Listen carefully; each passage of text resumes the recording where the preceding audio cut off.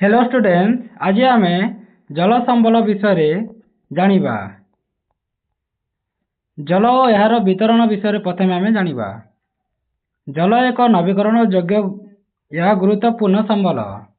आम जानिछे जे पृथ्वी रे शतकड़ा 71 भाग जल अच्छी और 29 भाग स्थल भाग द्वारा आवृत रही।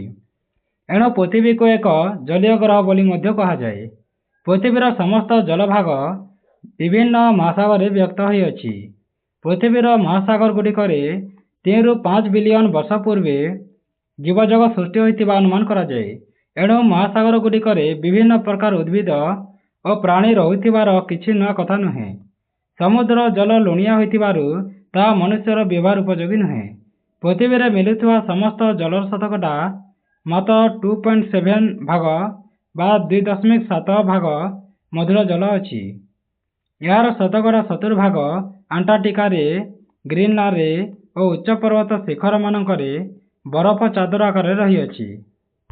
पृथ्वी रे मिलुथिबा मधुर जलर शतकड़ा मात्र 1 भाग मनुष्यर व्यवहार रे लागि थाए।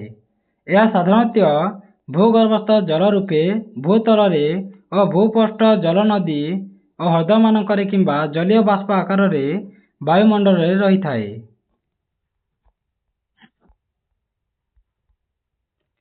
यही कारण मधुर जल पृथ्वी एक अति मूल्यवान संबल अटे।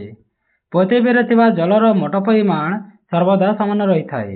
स्थल विशेष रे यार परिणाम कम बेसी होई थाए। कारण जल बाष्पीभवन प्रक्रिया रे समुद्र पृष्ठरु जलीय बाष्प आकार रे वायुमंडल रे मिसी थाए। सेठी रे घनीभवन प्रक्रिया रे मेघ रे परिणत हुए एवं वृष्टिपात हिमपात रूप रे भूपृष्ठर जलभाग और स्थल भाग पर पड़ी थाए।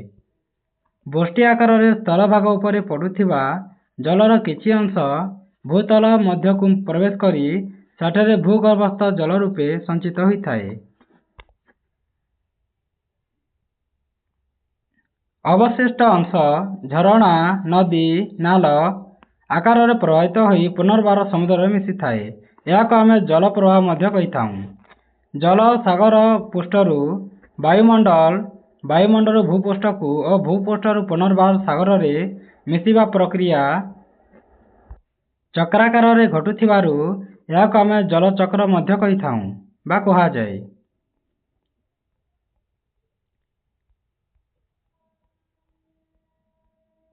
तापर आमे जानिबा स्थल भाग रे जलर बंटन किपरि अछि। प्रथम आमे पृथ्वी रो मुख्य नदी गुडाक देखिबा। Iravati, होयांग-हो, Sikiang, Ob, Yenisei, Lena, Tigris, Euphrates, Volga, Rhine, Rhone, Missouri, Mississippi, सेंट्रल रेरंस, अमेजन, पाराना पाराग्वे, नील नदी, कंगो, मरे डार्लिंग इत्यादि मुख्य नदी गुड़ाक अच्छी पृथ्वी रे। भारत रे जे देखिबा गंगा, ब्रह्मपुत्र, गोदावरी, कृष्णा, कावेरी, नर्मदा, ताप्ती, शतद्रु, रावी, बीतस्ता इत्यादि अच्छी। और ओडिशा को देखिबा जदि महानदी अच्छी ब्राह्मणी, बैतरणी, सुवर्णरेखा और ऋषिकुल्या इत्यादि अच्छी। जदि मुख्य हृद गुड़िक देखिबा पृथ्वी रे तो आराल अच्छी, Baikal, Caspian, Erie, Ontario, Superior, Michigan, Huron, Victoria, Albert, Edward यही सब गुड़ाक मुख्य हृद अच्छी पृथ्वी रे। जदि भारत को देखिबा तो चिलिका, डाल, संबर एगुड़ाक अच्छी। आउ जदि ओडिशा को देखिबा तो दुईटी अच्छी, चिलिका और अंशुपा। तापर आमे जानिबा जलर व्यवहार विषय रे। मनुष्य जल को पानीय रूपे रंधन और परिष्कार परिच्छन्न करिबा आदि गृह कार्य रे व्यवहार करि थाए। या सहित विभिन्न उत्पादन यथा कृषि, शिल्प, विद्युत शक्ति उत्पादित आदि कार्य रे मध्य व्यवहार करि थाए। या व्यतीत जलपथ रे यात्री और माल परिवहन मध्य करि थाए। जदि जलाभाव हेले कौन करिबा देखिबा। ऊपर लिखित कार्य गुड़िक पई पूर्वरु जेउ परिमाण जल व्यवहार करा जाउथिला वर्तमान जनसंख्या बढ़िबा सहित सेमानकर जीवन धारण मध्य उन्नति घटिबारु सेही परिमाणर ढेर अधिक जल आवश्यक हेउछि। एणु मनुष्य व्यवहार उपयोगी जलर चाहिदा बढ़ी बढ़ी चली। मात्र चाहिदा ठारू जोगाण कम हेबारु ଜଳାଭାବ ମଧ୍ୟ ବଢ଼ିବାରେ ଲାଗିଛି। କେବଳ ସେତିକି ନୁହେଁ, ଜଳ ପ୍ରଦୂଷଣ ମଧ୍ୟ ଏହି ନିଅଣ୍ଟିଆ ପରିସ୍ଥିତିକୁ ଅଧିକ ମାତ୍ରାରେ ବୃଦ୍ଧି କରାଉଛି। ପୃଥିବୀର ମରୁଡ଼ି ପ୍ରବଣ ଅଞ୍ଚଳରେ ଅବସ୍ଥିତ ଆଫ୍ରିକାର ଅଧିକାଂଶ ଅଞ୍ଚଳ, ପଶ୍ଚିମ ଏସିଆ, ଦକ୍ଷିଣ ଏସିଆ ଓ ଯୁକ୍ତରାଷ୍ଟ୍ର ଆମେରିକା ପଶ୍ଚିମସ୍ଥ କେତେକାଂଶ ଓ ଦକ୍ଷିଣ ଆମେରିକାର କେତେକ ଅଞ୍ଚଳ ଏବଂ ସମୁଦାୟ ଅଷ୍ଟ୍ରେଲିଆ ମହାଦେଶରେ ଜଳାଭାବ ଏବଂ ସମସ୍ୟା ରୂପେ ଦେଖାଦେଇଛି। ସେହିସବୁ ଅଞ୍ଚଳରେ ବାର୍ଷିକ ଓ ଋତୁକାଳୀନ ବୃଷ୍ଟିପାତର ପାର୍ଥକ୍ୟ ହିଁ ସେଠାକାର ଜଳାଭାବର ପ୍ରଧାନ କାରଣ ଅଛି। ତୁମେ ଜାଣିଛ କି 2 ଘଣ୍ଟା ଧରି ଲଗାଣ ବର୍ଷା ହେଲେ ସାଧାରଣ ଛାତ ଉପରେ 800 ଲିଟର ବୃଷ୍ଟି ପଡ଼ିଥାଏ। ସେହି ଜଳକୁ ଯଦି ନଳ ସାହାଯ୍ୟରେ ଏକ ନିର୍ଦ୍ଦିଷ୍ଟ ସ୍ଥାନରେ ଏକତ୍ର କରି ଜଳାଭାବ ସମୟରେ ବ୍ୟବହାର କରାଯାଏ, ତାହାକୁ ଆମେ ବୃଷ୍ଟି ଜଳ ଅମଳ ପ୍ରକଳ୍ପ କହିଥାଉଁ।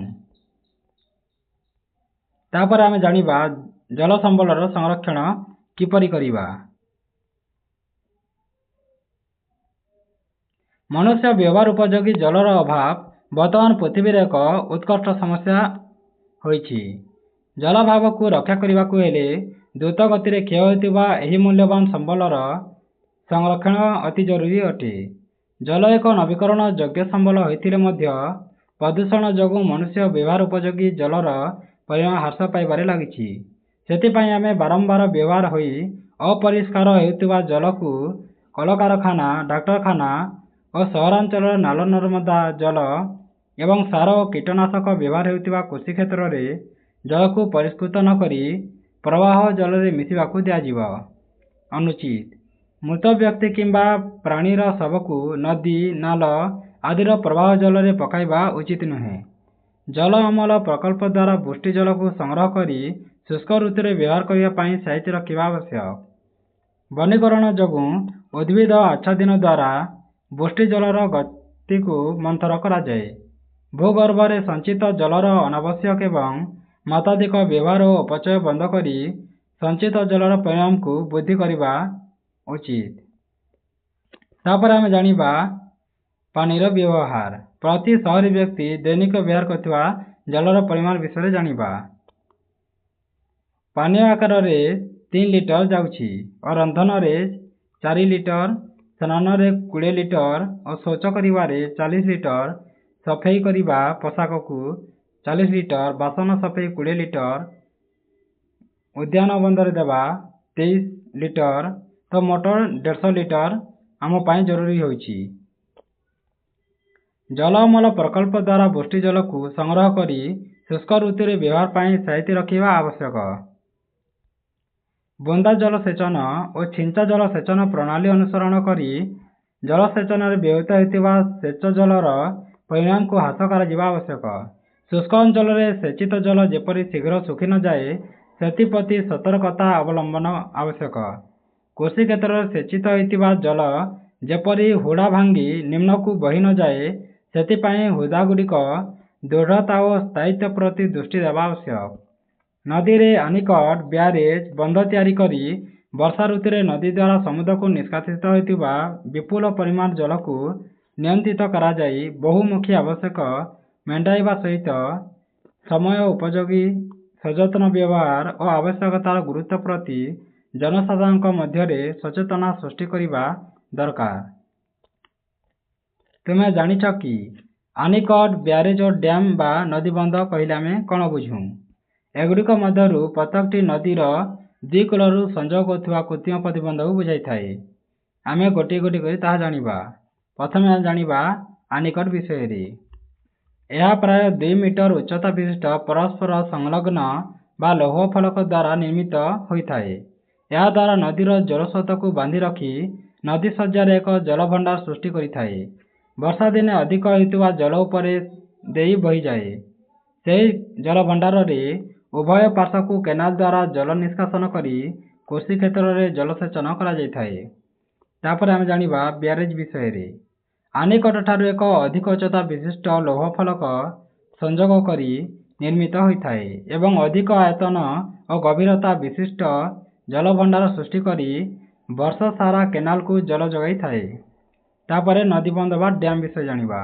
ନଦୀର ଉଭୟ କୂଳକୁ ସଂଯୋଗ କରୁଥିବା କଂକ୍ରିଟ ଓ ମାଟିର ବନ୍ଧକୁ ଡ୍ୟାମ କୁହାଯାଏ। ଏହା ଜଳସେଚନ, ବିଦ୍ୟୁତ୍ ଶକ୍ତି ଉତ୍ପାଦନ, ବନ୍ୟା ନିୟନ୍ତ୍ରଣ ଆଦି ବିଭିନ୍ନ ଉଦ୍ଦେଶ୍ୟ ପୂରଣ କରିଥାଏ।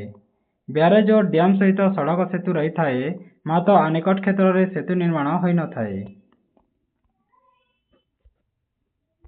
ଯଦି ଏହି ଭିଡ଼ିଓଟି ତୁମମାନଙ୍କୁ ଭଲ ଲାଗିଥାଏ ତେବେ ତୁମ ସାଙ୍ଗମାନଙ୍କ ସହିତ ସେୟାର କରିବ